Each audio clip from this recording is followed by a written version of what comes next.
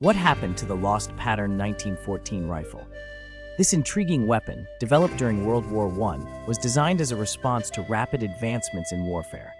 The British Army sought a reliable, precision firearm to meet the demands of modern combat.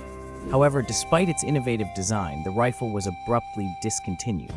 Why? Speculations abound, from bureaucratic blunders to shifting military priorities. One theory suggests that its production costs were too high, leading to its obscurity. Others believe it was overshadowed by the Lee Enfield rifle.